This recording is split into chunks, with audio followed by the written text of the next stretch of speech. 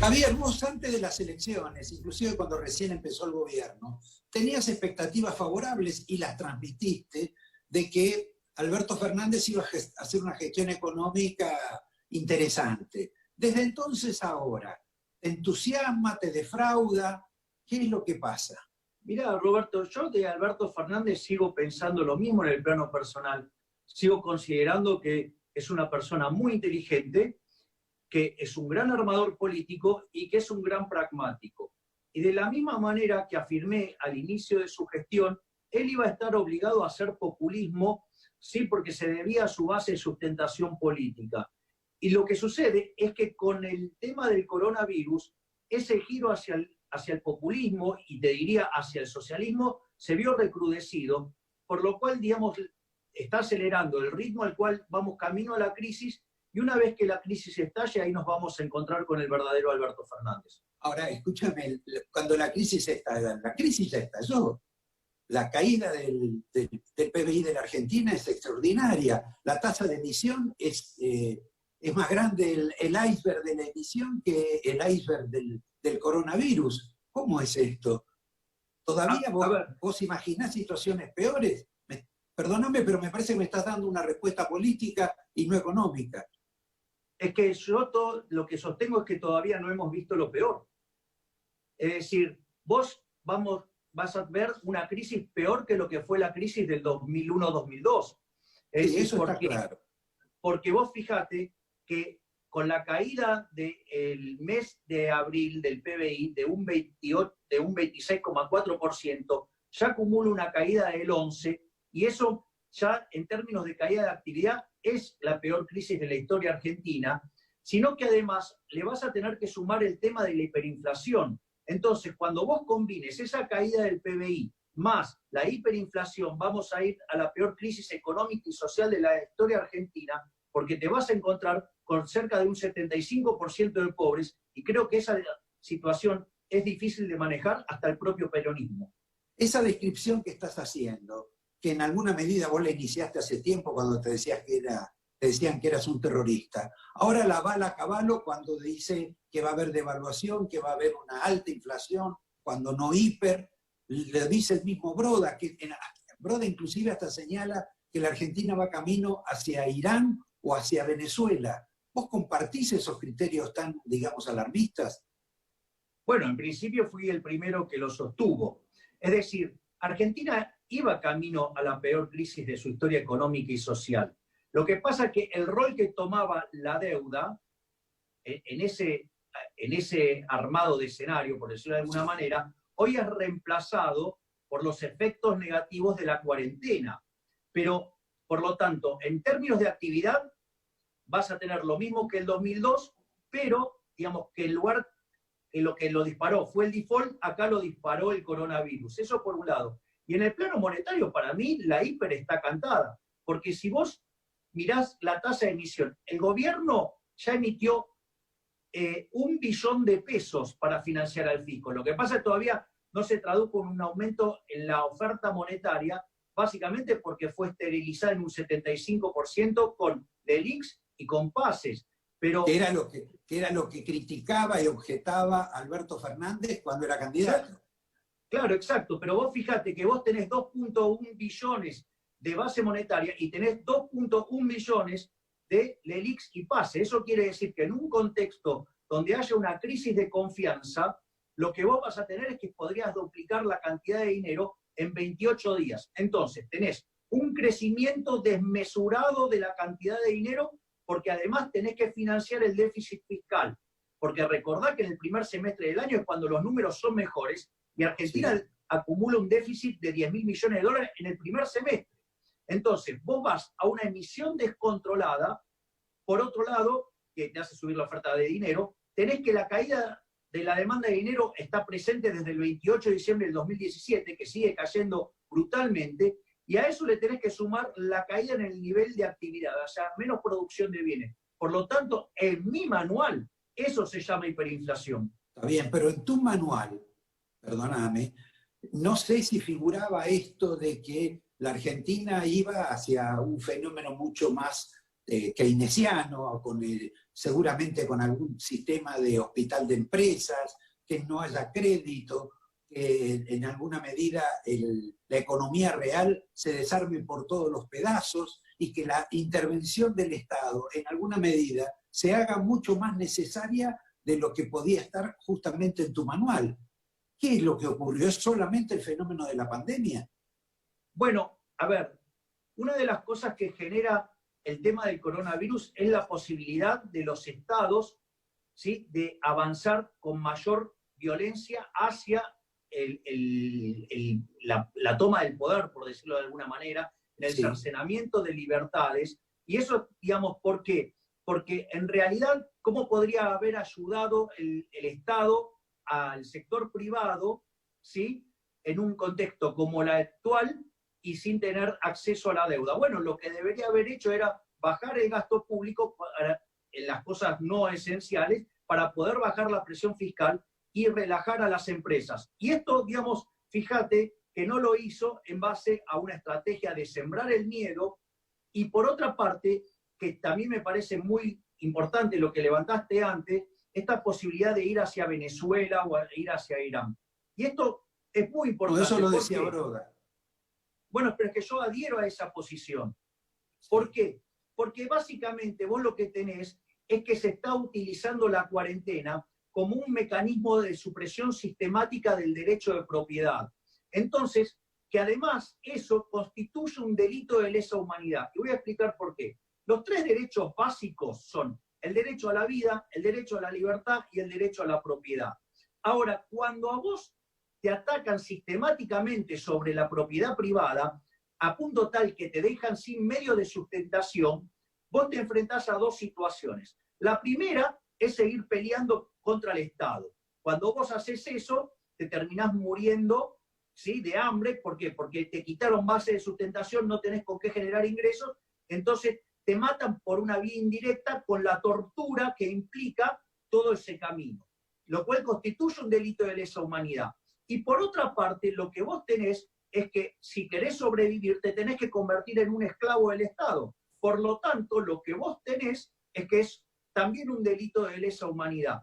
Entonces, y todo esto, digamos, puesto en conjunto, lo que te está mostrando que el camino que estamos tomando es un camino hacia el socialismo más puro y duro. Yo te diría, la escala Venezuela la podemos llegar a pasar como poste.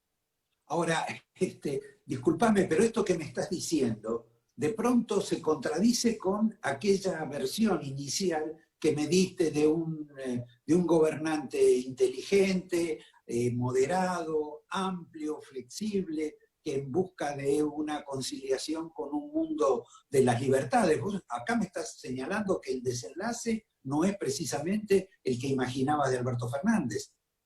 A ver, yo digo, de hecho, para mí todavía la crisis, en el formato que nosotros definimos crisis, todavía no tuvo lugar. Lo que está pasando ahora es, lo que estás viendo es el Alberto Fernández que está condicionado por su base de sustentación política, y el tema del coronavirus lo hizo radicalizarse hacia la izquierda. Es decir, pero cuando estalle la verdadera crisis, cuando vos, digamos, la caída del PBI esté acompañada por un gran aumento del desempleo, gran caída del salario real, ¿sí?, aumento de pobres, aumento de indigentes, con una hiperinflación, ese es el verdadero momento de crisis, donde vos tenés un problema económico y social grave, y entonces ahí Alberto Fernández va a tener que decidir hacia qué lado se mueve, pero con un aditamento adicional que se va a tener que resolver la interna del peronismo. Y por un lado ahí vas a tener a la señora Cristina Fernández de Kirchner con su ejército de niños de la Cámpora, y por el otro lado, ¿sí?, vas a tener a los peronistas razonables, como puede ser Massa, los gobernadores y el propio Alberto Fernández. Mañana la Argentina presenta su presunta última oferta por el tema de la deuda. En ese plano, y también incorporando acá el tema de Alberto Fernández, la Argentina va a terminar cerrando un trato con los negociadores, si es que cierra, más o menos con la misma oferta que los acreedores le hicieron a la Argentina o se negociaba en diciembre del año pasado. Y desde entonces hasta ahora venimos con la vueltita de la negociación. Se va a pagar lo mismo en principio, pero con el adicional de que ya pagaste 4.000 millones, más de 4.500 millones de dólares de más. Has perdido infinidad de tiempo, te has perdido el alza de los mercados que en alguna medida te hubieran mejorado la situación de tus propias compañías, y han aparecido en el medio algunos fondos que no son precisamente buitres, pero que de un modo u otro también interfieren para sacarle más plata a la Argentina o quitarle parte del negocio a los fondos originales. ¿Me podés explicar ese fenómeno o esta historia de la negociación de la deuda? A ver, desde mi punto de vista, y eso siempre fui claro, he considerado que Guzmán es un incompetente y que la persona que lo apadrinaba, Joseph Stiglitz, digamos, es una persona absolutamente detestada por los mercados. Es decir, que cuando se eligió el ministro de Economía se hizo una pésima elección. Punto 1. Punto 2. Cuando Guzmán arrancó con la negociación, donde estaba proponiendo un punto de superávit primario en términos del PBI, esa propuesta estaba destinada a fracasar. Básicamente, ¿por qué? Porque con un punto de superávit del PBI, con los supuestos que trabajaba Guzmán de crecimiento y de tasa de interés, solamente le podía pagar la deuda a los organismos multilaterales. Con lo cual, vos ibas a tener un problema de todos modos porque ese nivel de superávit primario era muy bajo. Después vino el problema del coronavirus, lo cual, digamos, empeoró muchísimo más la situación. Ahora, el punto es el siguiente. Yo voy a hacer un ejercicio mucho más osado, por decirlo de alguna manera. Supongamos que la negociación sale acorde a como quiere Argentina, que es un supuesto muy duro. De hecho, vos estás describiendo que es más probable que salga parecido a lo que quieren los acreedores. Pero supongamos que fuera... Bueno. Ahora, ¿sabes cuál es el punto, Roberto? Mirá, el macrismo dejó un déficit primario de 0,6% del PBI. Y si vos lo medís bien, corrigiendo las partidas que vienen rezagadas y los libramientos sin pagos, el déficit primario que dejó el macrismo de 3 puntos del PBI. Si vos le tomás el paquete fiscal que mandó el gobierno para asistir a las personas con el coronavirus, bueno, eso te llevaría el déficit primario a 6 puntos del PBI, 7 puntos del PBI. Y si vos a eso le sumás la caída en el nivel de actividad con la monstruosa caída en la recaudación, bueno, el déficit primario podría estar rondando en 10 puntos del PBI. Vos para pagar la deuda tendrías que tener un superávit primario de 12 puntos del PBI. ¿Me querés decir dónde está el plan de ajuste? No hay plan de ajuste. Entonces, digamos, por más que vos hagas bien, digamos, que te salga bien la renegociación, que te den todo lo que quieras, digamos, vos no vas a volver a tener acceso a los mercados. ¿Por qué?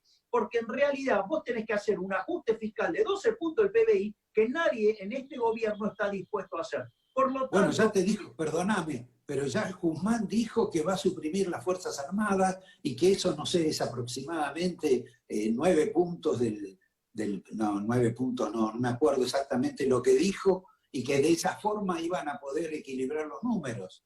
Desde mi punto de vista no están haciendo nada serio porque nosotros este tema lo hemos estudiado con Giacomini en Libertad, Libertad, Libertad, y los recortes del gasto público para que esto no tenga un costo social enorme tendrían que caer sobre la política. Es factible hacer un ajuste de 12 puntos del PBI. ¿Por qué? Porque nosotros de hecho propusimos uno de 15, pero no está la intención de esta gente en hacerlo. De hecho, muchos de los economistas que están cercanos al presidente Alberto Fernández afirman cosas que son verdaderamente estúpidas, como esta idea de que si vos aumentás el gasto público, hace aumentar tanto el PBI, que hace aumentar tanto la recaudación que el déficit fiscal baja. Eso, digamos, no tiene aval desde el punto de vista de la teoría económica, y mucho menos desde el lado empírico, porque Argentina de los últimos 119 años ha hecho esa política durante 109, y de ser el país más rico del mundo, somos 70, somos el máximo defaulteador serial de la época moderna, porque ya lo pasamos a Ecuador. Además, digamos, le quitamos 13-0 a la moneda, tuvimos 2 hiperinflaciones sin guerra, por lo tanto, seguir recurriendo a eso, lo que va a hacer es repotenciar el tamaño de la crisis, y no vamos a conseguir financiamiento externo para salir de esto. Por lo tanto, digamos, aun cuando salga todo como quiere Guzmán, la piña es inexorable. Ahora, hay gente que está hablando de que va a haber cambios con relación, por ejemplo, a Guzmán. No conozco en la Argentina ningún economista que tenga un equipo y no conozco en la Argentina ningún economista que tenga, digamos, las hormonas suficientes para plantear esto que yo voy a hacer no se encuadra dentro del mundo, del esquema político que tiene el actual gobierno. ¿Me explicás entonces cómo es la salida? Bien, para mí ese es un gran punto que vos levantás, Roberto. Yo creo que hay gente que sí tiene equipos, hay que ver, digamos, si la política los digiere. Es decir, de hecho, nosotros con Giacomini, digamos, hicimos el programa para que Argentina salga de esta decadencia y vuelva a crecer. O sea, lo que pasa es que cuando vos lo mirás hoy, un programa de esas características, parece que es inviable desde el punto de vista político, porque es una reforma que hace perder a la corporación política. Ahora, claro, mirado en esta lógica, parece que no tiene sentido. Es más, te lo hago con el Banco Central. Vos sabés muy bien que la idea que yo tengo es cerrar el Banco Central, ¿sí? Para que erradiquemos definitivamente en la historia argentina la inflación. Ahora, ¿cuál es el problema? Que es que el Banco Central no va a ser cedido a un conjunto de economistas con esas ideas en condiciones normales. Ahora, cuando estalle la crisis, cuando vos veas el desplome, digamos, de la actividad y el empleo, cuando veas volar por las nubes la pobreza y la indigencia y la hiperinflación esté azotando a la población, lo que vos te vas a encontrar es que, desde mi punto de vista, la gente ha empezado a tomar conciencia, entendió que los políticos son nuestros enemigos y los van a poner contra la pared. Entonces, frente a semejante descalabro, yo no descarto de que tengan que hacer un giro hacia la ortodoxia más dura y, por ejemplo, yo no descarto, digamos, que frente a una situación que nadie quiere tener el Banco Central, me lo den a mí para poder cerrarlo. O sea, con lo cual, o algún otro colega que quiera hacer algo de esas características. En este momento tenés la oportunidad, porque están cerrando tantos negocios que por ahí te dan la oportunidad de que cierres el Banco Central. Es que ¿sabés lo que pasa, Roberto? Yo te voy a explicar algo. Los políticos tendrían que ser una situación muy extrema para que acepten la propuesta que venimos haciendo, digamos, con Diego Giacomini, con Mariano Fernández. Te aviso que también se nos sumó Carlos Rodríguez, porque Carlos Rodríguez hizo dolarizaciones en varias partes del mundo trabajando para el Fondo Monetario Internacional. Nosotros tenemos un plan muy concreto. Entonces, cuando la Argentina se esté prendiendo fuego, ¿sí? Y la gente esté profundamente ofuscada con los políticos, porque saben que ellos son los grandes responsables de esto, desde mi punto de vista, nos van a dar el Banco Central, porque además creen que nos va a salir mal y que los que vamos a terminar colgados de la horca somos nosotros. Lo que pasa es que nosotros confiamos no solo en la teoría económica, sino en la evidencia empírica, y estamos convencidos que si nos permiten hacer la reforma financiera y cerrar el Banco Central, erradicamos la inflación de la historia argentina.